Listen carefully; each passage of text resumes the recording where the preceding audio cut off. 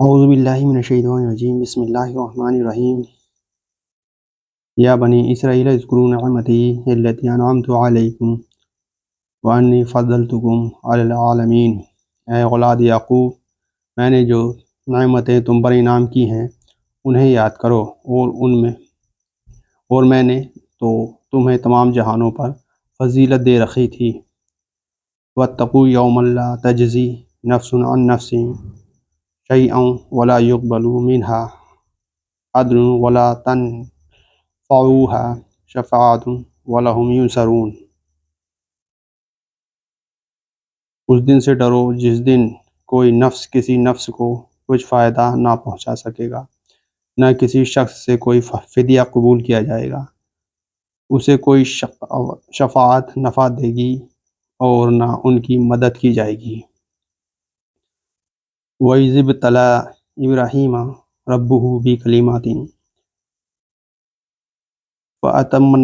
فَأَتَمَّهُنَّ قَالَ إِنِّي جَاعِلُكَ لِلنَّاسِ إِمَامًا قَالَ وَمِن ذُرِّيَّتِي قَالَ لَا يَنَالُ عَهْدِ الظَّالِمِينَ۔ جب ابراہیم کو ان کے رب نے کئی باتوں سے آزمایا اور انہوں نے سب کو پورا کر دیا، تو اللہ نے فرمایا کہ میں تمہیں لوگوں کا امام بنا دوں گا۔ عرض کرنے لگے، اور میری اولاد کو؟ فرمایا، میرا وعدہ ظالموں سے نہیں۔ کلمات سے مراد احکام شریعت، مناسک حج، ذبح پسر مطلب اسماعیل علیہ السلام کی قربانی، ہجرت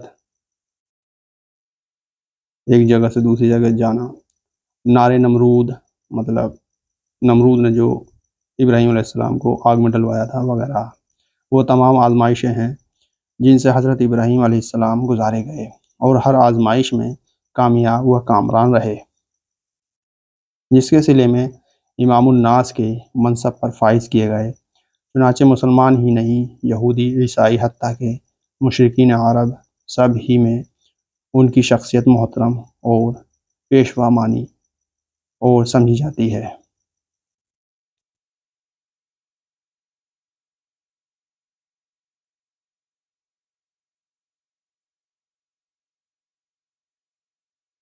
اللہ تعالیٰ نے حضرت ابراہیم علیہ السلام کی اس خواہش کو پورا فرمایا، جس کا ذکر قرآن مجید میں ہی ہے۔ وَجَعَلْنَا فِي ذُرِّيَّتِهِ النُّبُوَّةَ وَالْكِتَابَ۔ العنکبوت سورۃ نمبر 29 اور آیت نمبر 27۔ ہم نے نبوت اور کتاب کو اس کی اولاد میں کر دیا، پس ہر نبی جسے اللہ نے مبعوث کیا، اور ہر کتاب جو ابراہیم علیہ السلام کے بعد نازل فرمائی، اولاد ابراہیم ہی میں یہ سلسلہ رہا۔ ابن کثیر۔ اس کے ساتھ ہی یہ فرما کر کہ میرا وعدہ ظالموں سے نہیں، اس امر کی وجاہت فرما دی کہ ابراہیم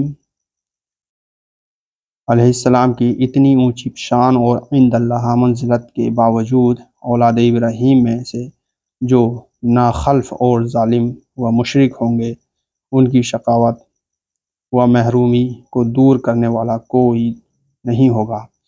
اللہ تعالیٰ نے یہاں پیغمبر زادگی کی جڑ کاٹ دی ہے۔ اگر ایمان و عمل صالحہ نہیں تو پیر زادگی اور صاحب زادگی کی بارگاہ الہی میں کیا حیثیت ہوگی؟ نبی صلی اللہ علیہ وسلم کا فرمان ہے، من بطأ بہ عملہ لم یسرع بہ نسبہ۔ صحیح مسلم حدیث نمبر 38 اور 2699۔ جس کو اس کا عمل پیچھے چھوڑ گیا، اس کا نسب اسے آگے نہیں بڑھا سکے گا۔ وَإِذْ جَعَلْنَا الْبَيْتَ مَثَابَةً لِلنَّاسِ وَأَمْنًا وَاتَّخِذُوا مِن مَّقَامِ إِبْرَاهِيمَ مُصَلًّى وَعَاهِدْنَا إِلَىٰ إِبْرَاهِيمَ وَإِسْمَاعِيلَ أَن طَهِّرَ بَيْتِيَ لِلطَّائِفِينَ وَالْعَاكِفِينَ وَالرُّكَّعِ السُّجُودِ۔ ہم نے بیت اللہ کو لوگوں کے لیے ثواب اور امن و امان کی جگہ بنایا۔ تم مقام ابراہیم کو جائے نماز مقرر کر لو، ہم نے ابراہیم اور اسماعیل سے وعدہ لیا کہ تم میرے گھر کو طواف کرنے والوں اور اعتکاف کرنے والوں اور رکوع سجدہ کرنے والوں کے لیے پاک صاف رکھو۔ حضرت ابراہیم علیہ السلام کی نسبت سے جو اس کے بانی اول ہیں، بیت اللہ کی دو خصوصیتیں اللہ تعالیٰ نے یہاں بیان فرمائی ہیں۔ ایک، مثابۃ للناسی، لوگوں کے لیے ثواب کی جگہ۔ دوسرے معنی ہیں بار بار لوٹ کر آنے کی جگہ۔ جو ایک مرتبہ بیت اللہ کی زیارت سے مشرف ہو جاتا ہے، دوبارہ سے بارہ آنے کے لیے بے قرار رہتا ہے۔ یہ ایسا شوق ہے جس کی کبھی تسکین نہیں ہوتی، بلکہ یہ شوق روز افزوں رہتا ہے۔ دوسری خصوصیت امن کی جگہ، یعنی یہاں کسی دشمن کا بھی خوف نہیں رہتا۔ چنانچہ زمانہ جاہلیت میں بھی لوگ حدود حرم میں کسی دشمن جان سے بدلہ نہیں لیتے تھے۔ اسلام نے اس احترام کو باقی رکھا، بلکہ اس کی مزید تاکید اور توسیع کی۔ مقام ابراہیم سے مراد وہ پتھر ہے جس پر کھڑے ہو کر حضرت ابراہیم علیہ السلام تعمیر کعبہ کرتے رہے۔ اس پتھر پر حضرت ابراہیم علیہ السلام کے قدم کے نشانات ہیں۔ اب اس پتھر کو ایک شیشے میں محفوظ کر دیا گیا ہے، جسے ہر حاجی و معتمر طواف کے دوران میں بآسانی دیکھتا ہے۔ اس مقام پر طواف مکمل کرنے کے بعد 2 رکعت پڑھنا سنت ہے۔ وَإِذْ قَالَ إِبْرَاهِيمُ رَبِّ اجْعَلْ هَٰذَا بَلَدًا آمِنًا وَارْزُقْ أَهْلَهُ مِنَ الثَّمَرَاتِ مَنْ آمَنَ مِنْهُم بِاللَّهِ وَالْيَوْمِ الْآخِرِ قَالَ وَمَنْ كَفَرَ فَأُمَتِّعُهُ قَلِيلًا ثُمَّ أَضْطَرُّهُ إِلَىٰ عَذَابِ النَّارِ وَبِئْسَ الْمَصِيرُ۔ جب ابراہیم نے کہا، اے پروردگار، تو اس جگہ کو امن والا شہر بنا اور یہاں کے باشندوں کو جو اللہ پر اور قیامت کے دن پر ایمان رکھنے والے ہوں پھلوں کی روزیاں دے۔ اللہ نے فرمایا، میں کافروں کو بھی تھوڑا سا فائدہ دوں گا، پھر انہیں آگ کے عذاب کی طرف بے بس کر دوں گا۔ یہ پہنچنے کی بری جگہ ہے۔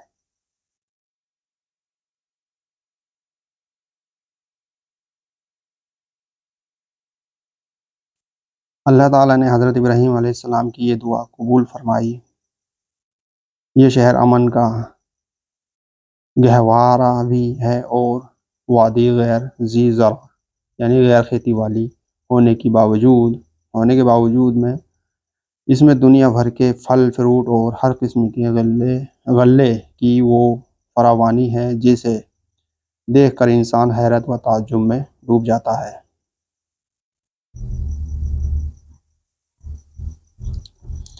وَإِذْ يَرْفَعُ إِبْرَاهِيمُ الْقَوَاعِدَ مِنَ الْبَيْتِ وَإِسْمَاعِيلُ رَبَّنَا تَقَبَّلْ مِنَّا إِنَّكَ أَنْتَ السَّمِيعُ الْعَلِيمُ۔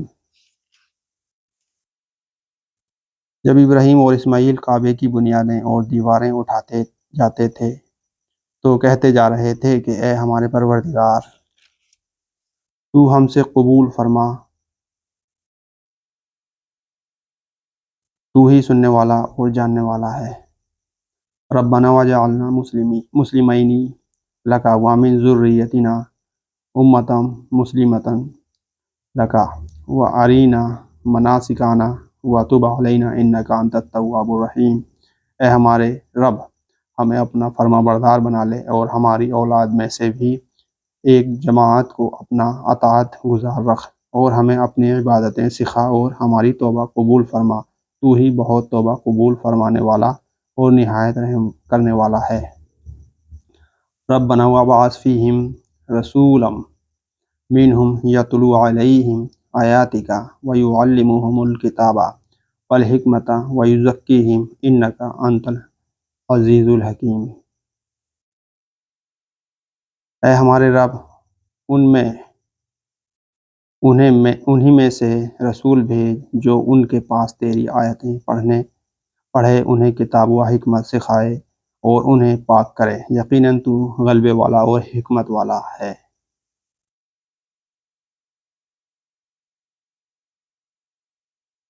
یہ حضرت ابراہیم و اسماعیل علیہ السلام کی آخری دعا ہے، یہ بھی اللہ تعالیٰ نے قبول فرمائی اور حضرت اسماعیل علیہ السلام کی اولاد میں سے حضرت محمد رسول اللہ صلی اللہ علیہ وسلم کو مبعوث فرمایا۔ اس لیے نبی صلی اللہ علیہ وسلم نے فرمایا، میں اپنے باپ حضرت ابراہیم علیہ السلام کی دعا، حضرت عیسیٰ علیہ السلام کی بشارت اور اپنے والدہ کا خواب ہوں۔ الفتح الزبانی 181/20 و 189 و مسند احمد 262/5۔ کتاب سے مراد قرآن مجید اور حکمت سے مراد حدیث ہے۔ تلاوت آیات کے بعد تعلیم کتاب و حکمت کے بیان سے معلوم ہوتا ہے کہ قرآن مجید کی نفس و تلاوت بھی مقصود اور باعث اجر و ثواب ہے، تاہم اگر ان کا مفہوم و مطلب بھی سمجھ میں آتا جائے تو سبحان اللہ، سونے پر سہاگا ہے، لیکن اگر قرآن کا ترجمہ و مطلب نہیں آتا تب بھی اس کی تلاوت میں کوتاہی جائز نہیں ہے۔ تلاوت بجائے خود ایک الگ اور نیک عمل ہے، تاہم اس کے مفاہیم اور مطالب سمجھنے کی بھی حتی الامکان کوشش کرنی چاہیے۔ تلاوت و تعلیم کتاب اور تعلیم حکمت کے بعد نبی صلی اللہ علیہ وسلم کی بعثت کا یہ چوتھا مقصد ہے کہ انہیں شرک و تہمات کی علائشوں سے اور اخلاق و کردار کی کوتاہیوں سے پاک کریں۔ وَمَن يَرْغَبُ عَن مِّلَّةِ إِبْرَاهِيمَ إِلَّا مَن سَفِیہَ نَفْسَهُ وَلَقَدِ اصْطَفَيْنَاهُ فِی الدُّنْیَا وَإِنَّهُ فِی الْآخِرَةِ لَمِنَ الصَّالِحِینَ۔ دین ابراہیمی سے وہی بے رغبتی کرے گا جو محض بے وقوف ہو، ہم نے تو اسے دنیا میں بھی برگزیدہ کیا تھا اور آخرت میں بھی وہ نیکوکاروں میں سے ہیں۔ عربی زبان میں رغیبہ کا صلہ ان ہو تو اس کا معنی بے رغبتی کرنا، اعراض کرنا ہوتے ہیں۔ یہاں اللہ تعالیٰ حضرت ابراہیم علیہ السلام کی وہ عظمت و فضیلت بیان فرما رہا ہے جو اللہ تعالیٰ نے انہیں دنیا و آخرت میں عطا فرمائی ہے، اور یہ بھی وضاحت فرما دی کہ ملت ابراہیمی سے اعراض اور بے رغبتی بے وقوفوں کا کام ہے، کسی عقل مند سے اس کا تصور نہیں کیا جا سکتا۔ اذ قال له ربه اسلم قال اسلمت لرب العالمین۔ جب کبھی بھی انہیں ان کے رب نے کہا فرما بردار ہو جا، انہوں نے کہا میں نے رب العالمین کی فرما برداری کی۔ یہ فضیلت و برگزیدگی انہیں اس لیے حاصل ہوئی کہ انہوں نے اطاعت و فرما برداری کا بے مثال نمونہ پیش کیا۔ وَوَصَّى بِهَا إِبْرَاهِيمُ بَنِيهِ وَيَعْقُوبَ یا بنی ان اللہ اصطفیٰ لکم الدین فلا تموتن الا وانتم مسلمون۔ اسی کی وصیت ابراہیم اور یعقوب نے اپنے بیٹوں کو کی کہ اے میرے بیٹوں، اللہ نے تمہارے لیے اس دین کو پسند فرما لیا ہے، خبردار تم مسلمان ہی مرنا۔ حضرت ابراہیم اور حضرت یعقوب علیہ السلام نے الدین کی وصیت اپنی اولاد کو بھی فرمائی، جو یہودیت نہیں اسلام ہی ہے، جیسا کہ یہاں بھی اس کی صراحت موجود ہے، اور قرآن کریم میں دیگر متعدد مقامات پر بھی اس کی تفصیل آئے گی، جیسے ان الدین عند اللہ الاسلام، آل عمران سورۃ نمبر 3 اور آیت نمبر 19 وغیرہ۔ اللہ کے نزدیک دین اسلام ہی ہے۔ ام کنتم شہداء اذ حضر یعقوب الموت اذ قال لبنیہ ما تعبدون من بعدی قالوا نعبد الہک و الہ آبائک ابراہیم و اسماعیل و اسحاق الہا واحدا ونحن لہ مسلمون۔ کیا یعقوب کی موت کے وقت تم موجود تھے جب انہوں نے اپنی اولاد کو کہا کہ میرے بعد تم کس کی عبادت کرو گے؟ تو سب نے جواب دیا کہ آپ کے معبود کی اور آپ کے آباء و اجداد و ابراہیم اور اسماعیل اور اسحاق کے معبود کی، جو معبود ایک ہی ہے، اور ہم اسی کے فرما بردار رہیں گے۔ یہود کو زجر و توبیخ کی جا رہی ہے کہ تم جو یہ دعویٰ کرتے ہو کہ ابراہیم و یعقوب علیہ السلام نے اپنی اولاد کو یہودیت پر قائم رہنے کی وصیت فرمائی تھی، تو کیا تم وصیت کے وقت موجود تھے؟ اگر وہ یہ کہیں کہ وہ موجود تھے تو یہ کذب یعنی جھوٹ و زور اور بہتان ہوا، اور اگر یہ کہیں کہ حاضر نہیں تھے تو ان کا مذکورہ دعویٰ غلط ثابت ہو گیا، کیونکہ انہوں نے جو وصیت کی وہ تو اسلام کی تھی، نہ کہ یہودیت یا عیسائیت یا وثنیت کی۔ تمام انبیاء علیہ السلام کا دین اسلام ہی تھا، اگرچہ شریعت اور طریقہ کار میں کچھ اختلاف رہا ہے۔ اس کو نبی صلی اللہ علیہ وسلم نے ان الفاظ میں بیان فرمایا ہے: الانبیاء اولاد التی امہاتہم شتیٰ ودینہم واحد۔ صحیح بخاری حدیث نمبر 3443۔ انبیاء علیہ السلام کی جماعت باپ شریک اولادی علت ہیں، ان کی مائیں مختلف ہیں اور ان کا دین ایک ہی ہے۔ تلک امۃ قد خلت لها ما کسبت ولکم ما کسبتم ولا تسألون عما کانوا یعملون۔ یہ جماعت تو گزر چکی، جو انہوں نے کیا وہ ان کے لیے ہیں، اور جو تم کرو گے تمہارے لیے ہیں۔ ان کے اعمال کے بارے میں تم نہیں پوچھے جاؤ گے۔ یہ بھی یہود کو کہا جا رہا ہے کہ تمہارے آباء و اجداد میں جو انبیاء علیہ السلام صالحین گزرے ہیں، ان کی طرف نسبت کا کوئی فائدہ نہیں۔ انہوں نے جو کچھ کیا ہے اس کا صلہ انہیں ہی ملے گا، تمہیں نہیں۔ تمہیں تو وہی کچھ ملے گا جو تم کماؤ گے۔ اس سے معلوم ہوا کہ اسلاف کی نیکیوں پر اعتماد اور سہارا غلط ہے۔ اصل چیز ایمان اور عمل صالحہ ہی ہے، جو پچھلے صالحین کا بھی سرمایہ تھا اور قیامت تک آنے والے انسانوں کی نجات کا بھی واحد ذریعہ ہے۔ وَقَالُوا كُونُوا هُودًا أَوْ نَصَارَىٰ تَهْتَدُوا قُلْ بَلْ مِلَّةَ إِبْرَاهِيمَ حَنِیفًا وَمَا كَانَ مِنَ الْمُشْرِکِینَ۔ کہتے ہیں کہ یہود و نصاری بن جاؤ تو ہدایت پاؤ گے۔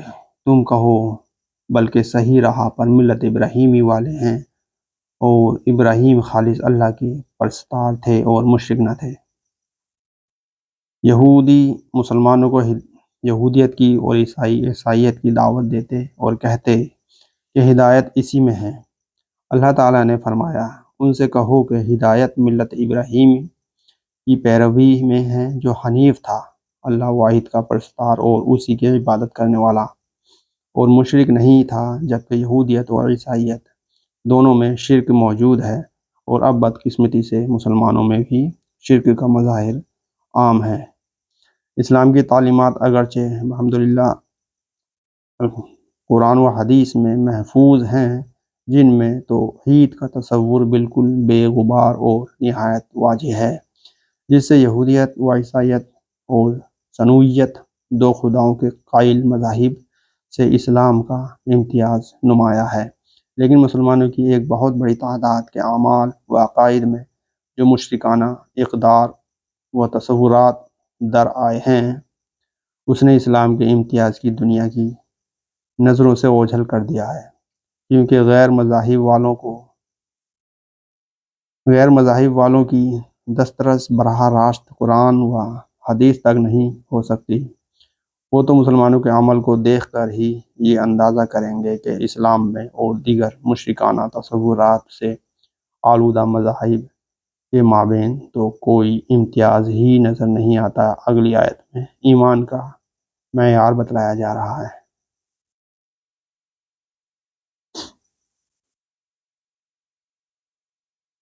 قولوا آمنا باللہ وما انزل الینا وما انزل الی ابراہیم و اسماعیل و اسحاق و یعقوب والاسباط وما اوتی موسیٰ وعیسیٰ وما اوتی النبیون من ربهم لا نفرق بین احد منہم ونحن له مسلمون۔ اے مسلمانوں، تم سب کہو کہ ہم اللہ پر ایمان لائے اور اس چیز پر بھی جو ہماری طرف اتاری گئی، اور جو چیز ابراہیم، اسماعیل، اسحاق، یعقوب اور ان کی اولاد پر اتاری گئی، اور جو کچھ اللہ کی جانب سے موسیٰ اور عیسیٰ اور دوسرے انبیاء دیے گئے، ہم ان میں سے کسی کے درمیان فرق نہیں کرتے، ہم اللہ کے فرمانبردار ہیں۔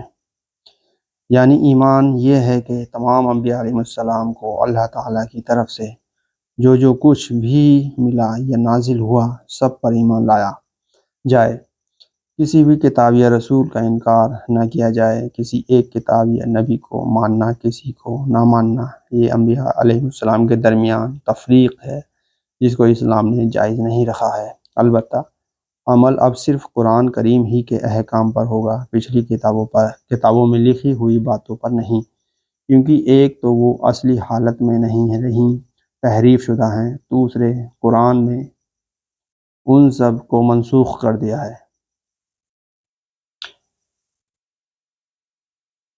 فَإِنْ آمَنُوا بِمِثْلِ مَا آمَنْتُمْ بِهِ فَقَدِ اهْتَدَوْا وَإِنْ تَوَلَّوْا فَإِنَّمَا هُمْ فِي شِقَاقٍ فَسَيَكْفِيكَهُمُ اللَّهُ وَهُوَ السَّمِيعُ الْعَلِيمُ۔ اگر وہ تم جیسا ایمان لائیں تو ہدایت پائیں، اور اگر منہ موڑیں تو خلاف میں ہیں۔ اللہ ان سے عن قریب آپ کی کفایت کرے گا، اور وہ خوب سننے اور جاننے والا ہے۔ صحابہ کرام رضی اللہ عنہم بھی اسی مذکورہ طریقے پر ایمان لائے تھے، اس لیے صحابہ رضی اللہ عنہم کی مثال دیتے ہوئے کہا جا رہا ہے کہ اگر وہ اسی طرح ایمان لائیں جس طرح اے صحابہ رضی اللہ عنہم تم ایمان لائے ہو، تو پھر یقیناً وہ ہدایت یافتہ ہو جائیں گے۔ اگر وہ ضد اور اختلاف میں منہ موڑیں گے تو گھبرانے کی ضرورت نہیں ہے، ان کی سازشیں آپ کا کچھ نہیں بگاڑ سکیں گی، کیونکہ اللہ تعالیٰ آپ کی کفایت کرنے والا ہے۔ چنانچہ چند سالوں ہی میں یہ وعدہ پورا ہوا، اور بنو قینقاع اور بنو نذیر کو جلا وطن کر دیا گیا، اور بنو قریظہ قتل کیے گئے۔ امام احمد کی کتاب فضائل الصحابہ 501/1 میں صحیح سند کے ساتھ ہے کہ حضرت عثمان رضی اللہ عنہ کی شہادت کے وقت ایک مصحف عثمان ان کی اپنی گود میں تھا، اور اس آیت کے جملہ فَسَيَكْفِيكَهُمُ اللَّهُ پر ان کے خون کے چھینٹے گرے، بلکہ دھار بھی کہا جاتا ہے۔ یہ مصحف آج بھی ترکی میں موجود ہے۔ صبغۃ اللہ ومن احسن من اللہ صبغۃ ونحن له عابدون۔ اللہ کا رنگ اختیار کرو، اور اللہ تعالیٰ سے اچھا رنگ کس کا ہوگا، ہم تو اسی کی عبادت کرنے والے ہیں۔ عیسائیوں نے ایک زرد رنگ کا پانی مقرر کر رکھا ہے جو ہر عیسائی بچے کو بھی اور ہر اس شخص کو بھی دیا جاتا ہے جس کو عیسائی بنانا مقصود ہوتا ہے۔ اس رسم کا نام ان کے ہاں بپتسمہ ہے۔ یہ ان کے نزدیک بہت ضروری ہے، اس کے بغیر وہ کسی کو پاک تصور نہیں کرتے۔ اللہ تعالیٰ نے ان کی تردید فرمائی اور کہا کہ اصل رنگ تو اللہ کا رنگ ہے، اس سے بہتر کوئی رنگ نہیں، اور اللہ کے رنگ سے مراد وہ دین فطرت یعنی دین اسلام ہے جس کی طرف ہر نبی نے اپنے اپنے دور میں اپنی اپنی امتوں کو دعوت دی، یعنی دعوت توحید۔ قُلْ أَتُحَاجُّونَنَا فِي اللَّهِ وَهُوَ رَبُّنَا وَرَبُّكُمْ وَلَنَا أَعْمَالُنَا وَلَكُمْ أَعْمَالُكُمْ وَنَحْنُ لَهُ مُخْلِصُونَ۔ آپ کہہ دیجئے، کیا تم ہم سے اللہ کے بارے میں جھگڑتے ہو جو ہمارا اور تمہارا رب ہے؟ ہمارے لیے ہمارے عمل ہیں، اور تمہارے لیے تمہارے اعمال، ہم تو اسی کے لیے مخلص ہیں۔ کیا تم ہم سے اس بارے میں جھگڑتے ہو کہ ہم ایک اللہ کی عبادت کرتے ہیں، اس کے لیے اخلاص و نیاز مندی کے جذبات رکھتے ہیں اور اس کے اوامر کا اتباع اور ذو اجر سے اجتناب کرتے ہیں، حالانکہ وہ ہمارا رب ہی نہیں تمہارا بھی ہے، اور تمہیں بھی اس کے ساتھ یہی معاملہ کرنا چاہیے جو ہم کرتے ہیں، اور اگر تم ایسا نہیں کرتے تو تمہارا عمل تمہارے ساتھ، ہمارا عمل ہمارے ساتھ، ہم تو اسی کے لیے اخلاص عمل کا اہتمام کرنے والے ہیں۔ ام تقولون ان ابراہیم و اسماعیل و اسحاق و یعقوب والاسباط کانوا ھودا او نصارا قل اانتم عالم ام اللہ ومن اظلم ممن کتم شہادۃ عنده من اللہ وما اللہ بغافل عما تعملون۔ کیا تم کہتے ہو کہ ابراہیم اور اسماعیل اور اسحاق اور یعقوب اور ان کی اولاد یہودی یا نصرانی تھے؟ کہہ دو کہ کیا تم زیادہ جانتے ہو یا اللہ؟ اللہ کے پاس شہادت چھپانے والے سے زیادہ ظالم اور کون ہے، اور اللہ تمہارے کاموں سے غافل نہیں۔ تم کہتے ہو کہ انبیاء اور ان کی اولاد یہودی یا عیسائی تھی، جبکہ اللہ تعالیٰ اس کی نفی فرماتا ہے۔ اب تم ہی بتلاؤ کہ زیادہ علم اللہ کو ہے یا تمہیں؟ تمہیں معلوم ہے کہ یہ انبیاء علیہ السلام یہودی یا عیسائی نہیں تھے، اسی طرح تمہاری کتابوں میں آن حضرت محمد صلی اللہ علیہ وسلم کی نشانیاں بھی موجود ہیں، لیکن تم ان شہادتوں کو لوگوں سے چھپا کر ایک بڑے ظلم کا ارتکاب کر رہے ہو جو اللہ تعالیٰ سے مخفی نہیں ہے۔ تلک امۃ قد خلت لها ما کسبت ولکم ما کسبتم ولا تسألون عما كانوا یعملون۔ یہ امت ہے جو گزر چکی، جو انہوں نے کیا ان کے لیے ہے، اور جو تم نے کیا تمہارے لیے، تم ان کے اعمال کے بارے میں سوال نہ کیے جاؤ گے۔ اس آیت میں پھر کسب و عمل کی اہمیت بیان فرما کر بزرگوں کی طرف انتساب یا ان پر اعتماد کو بے فائدہ قرار دیا گیا ہے، کیونکہ من بطأ بہ اعمالہ لم یسرع بہ نسبہ۔ صحیح مسلم حدیث نمبر 38 اور 2699۔ جس کو اس کا عمل پیچھے چھوڑ گیا، اس کا نسب اسے آگے نہیں بڑھائے گا۔ مطلب ہے کہ اسلاف کی نیکیوں سے تمہیں کوئی فائدہ اور ان کے گناہوں پر تم سے مواخذہ نہیں ہوگا، بلکہ ان کے عملوں کی بابت تم سے یا تمہارے عملوں کی بابت ان سے نہیں پوچھا جائے گا۔ وَلَا تَزِرُ وَازِرَةٌ وِزْرَ أُخْرَىٰ۔ سورہ فاطر، سورت نمبر 35 اور 18 نمبر آیت۔ کوئی کسی کا بوجھ نہیں اٹھائے گا۔ وَأَن لَّيْسَ لِلْإِنسَانِ إِلَّا مَا سَعَىٰ النجم، سورت نمبر 53 اور آیت نمبر 39۔ انسان کے لیے وہی کچھ ہے جس کی اس نے کوشش کی۔